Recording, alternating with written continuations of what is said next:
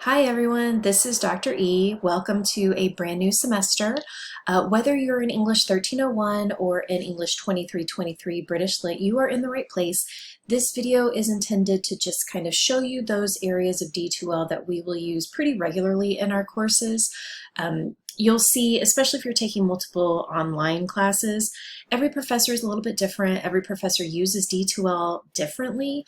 So this video is just me trying to show you, what areas we will use, what areas I want you to get comfortable with using, and how to do some of those things. So this is actually a course from a previous semester. I wanted you to get a sense of what it looks like when everything is visible, right? So you'll always see announcements here, and this is where I'll just post any announcements, any reminders, anything like that. So everything is kind of visible right when you log in. If you scroll down, know that there is a table of content. So if you want to quickly just click somewhere, you have that right at your fingertips. It's very clear, and you can even toggle through different pages down at the bottom.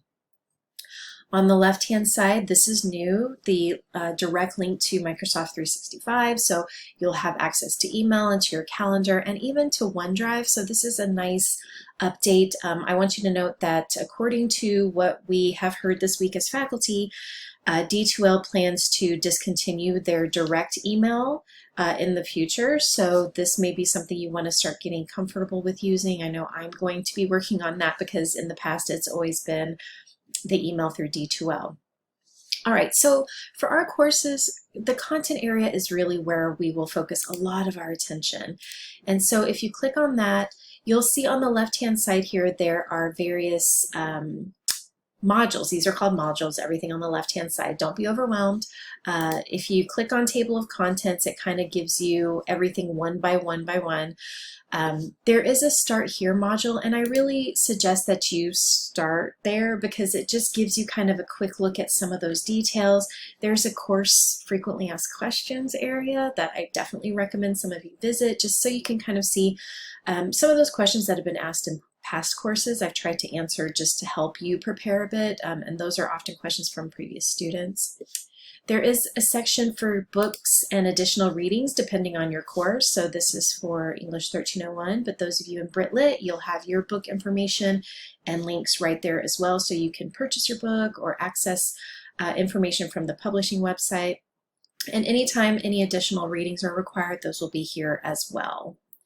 There is a section for student success, and that really is about student success. So there are links for technology, support, and resources. This is really useful because it will have direct links to like your virtual learning assistance center. This is a very important place to get familiar with. The Office of Technology Services, where you have 24-hour assistance. Everything is here and, a quick link away.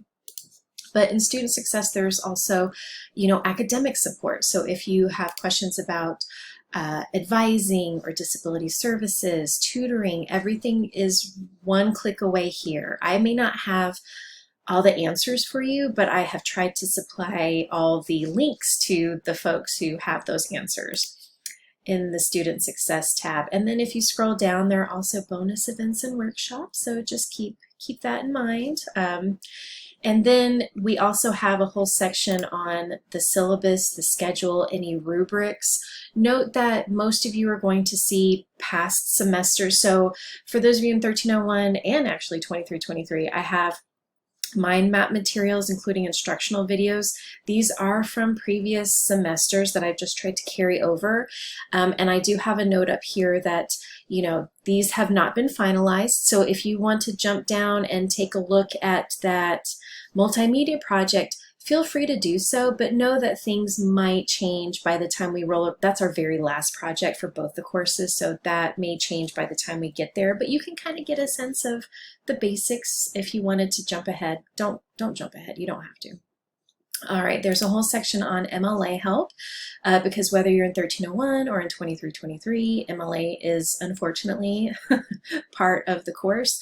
So we have the link to the Purdue Online Writing Lab website, which is pretty much the standard for MLA writing and even APA. So if you're taking courses that require APA formatting, it's helpful for you as well. And then there are also additional videos. I've made my own MLA video just to show you what I kind of find important when it comes to submitting papers in my courses, and then some example citations and things like that. If you ever have questions about D2L, please visit this area because it's got a link to the Virtual Learning Assistance Center, which, y'all, this is really something you need to bookmark, get comfortable with, utilize, especially when it comes to if you need to chat with somebody at the service desk or librarian. In anything as a student you might need, it's here, okay? So just make sure that that becomes part of your regular, bookmarks or, whatever it is that you have set up. So all those links are here. Plus, if you need to view my feedback in the future, converting an Apple Pages document to PDF, I can't stress this enough. If you are a Mac user, and I have Macs for my work computer, my home computer, Pages is not, any kind of Mac document does not work in D2L. It is frustrating, but that's the way the world seems to work. Mac kinds of documents just aren't something that are easily uploaded to various platforms, including D2L. So this shows you how to convert a Pages document at least to a PDF, but you can also export as a Word document. Those are things that you can definitely upload. And then how to set up notifications, how to set up a WebEx appointment to meet with me, all of those things. There are links here about how to do all of that. All right, and then we get into the different weeks. So you will only see week 1 in the first week because I do not work ahead. You will have a schedule for the semester that shows you the different readings and the different assignments that we'll do, but I only post things 1 week at a time, and that's because of me. That's not you, that's on me. I can only work 1 week at a time, and if I go any further than that, I start to confuse myself. I start to be just a terrible professor in general because my mind can't focus in that way. So if you're a person who likes to do the whole semester at once, this may not be the kind of class for you. And if you are a student like that, or you think that your learning style doesn't match my teaching style, reach out to me and I can try to suggest other professors who might fit your learning style a bit better than I do. But you'll want to do that as soon as possible, right? Because you don't want classes to close and for you to be far behind. So within the first week, just definitely let me know. All right, so this is what you'll always see with the different weekly modules. I'll have the week, and I'll have something that comes directly from the schedule that is available to you. So it will have the first day of the week. For this semester, it happened to be, it was January, and our the Monday was a holiday, so we started on a Tuesday. And then I just list everything from that particular week that we'll have to do. And then I'll have the actual assignments. Thursdays and Sundays are always going to be our due dates. 11:59 p.m. will always be our due times. And then you'll have, okay, this is what we have on our agenda for next week. And then if you scroll down, I'll always have a section of to watch, to review, and to do. So the to watch is just any videos that are going to be helpful, like the introduction video to D2L that you're watching right now. We will always have a weekly video. Every week I will always have a video that walks you through, this is what we're doing this week, this is where you go this week. Just because I find that it's just what we would do if we were in class together, right? You would know all these things, you would hear me saying all these things and walking through it. So the weekly video offers that. And sometimes there will be additional videos with assignment instructions and that kind of thing. The review area is just that. It's, do you need to review any particular documents, any instructional videos, anything that needs your time and focus, I'm going to place right here. So for the first week, that's usually going to be the short schedule. I usually only have the first 5 weeks of our schedule for the semester. And then these syllabus. So you want to take a look at both of these definitely in the first week, because those are documents that are there for you, that are tools for you to support you so that you are successful in the course, right? And then the to-do is just that, we'll have a discussion post that's due, we'll have a mind map, so this will have links. These are closed, so you can't see the links. You'll have links to all those assignments that are going to be due. All right, so that's a weekly module in addition to all the modules that are just there to support you as a student. All right, so if you go to the top, this is where we also have additional tabs. So one is going to be grades, and that is just where you'll see grades as those are updated. It can take me some time to update grades, just depending on the kind of week that we may be having. So keep an eye on this and know that we are working on a points system, right? So you'll have 5 points. The first week we start small with the grades, and then we get larger as we go, and as you get used to the course and assignments. Course activities, we have assignments. This is where you will go to upload things. And then you can also, and there will be direct links to the assignment area through each weekly module. You can also view quizzes. We will have weekly quizzes, but again, those things are also directly available in the weekly module. Okay, so like mind maps, all of that. So these are just alternative routes to get to the same places. Discussions are where collaboration we usually stick. So if you click on discussions, you'll see that we have a Q&A area. This is for you to ask any kinds of questions. So you can see that there are various questions from students that I've answered, you know, for this particular semester.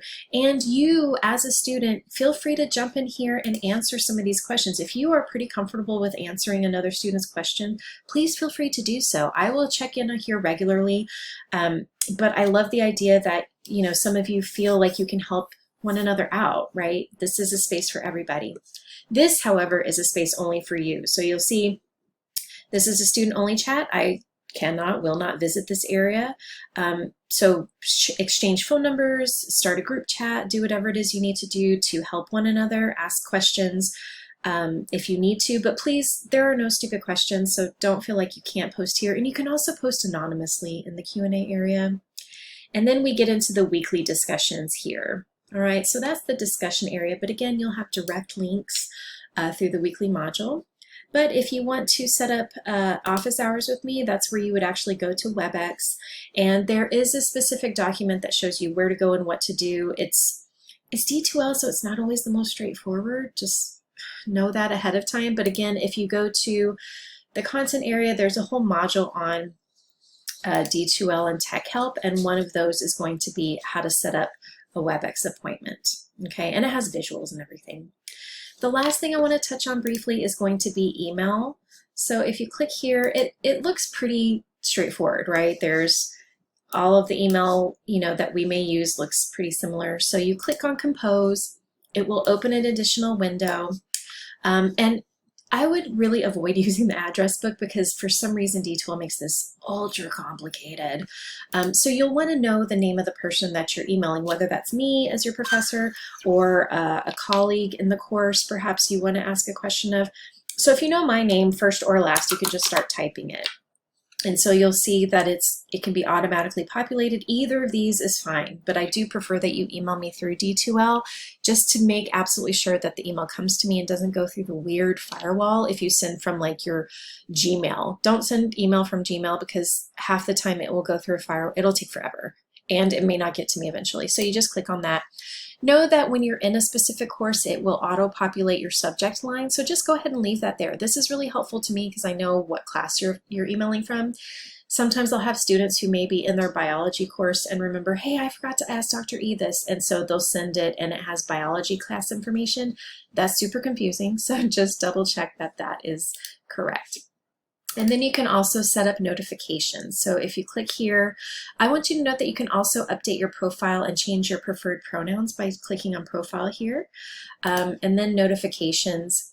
This is for not only you can access the Pulse app and download that, just know that you cannot do the complete course on your phone. The app will not allow you to do that. And even going to the website on your phone is not going to be enough, right? So make sure that you have access to a tablet, to a laptop, to a PC, whatever it is that you may find useful. But the phone is kind of difficult. So you can set up different notifications to also, reach you. And one of those is actually, you can customize. You can play around with this so that you know, hey, Dr. E posted an announcement, and if you want to get updated about that, then you can absolutely do that. All right, so that's a very quick walkthrough. I didn't want to make it too long, but if you have any questions or concerns, really take this week to spend some time walking through our course in D2L and getting comfortable with where information is located. And of course, reach out to me if you have any questions. All right, good luck this week.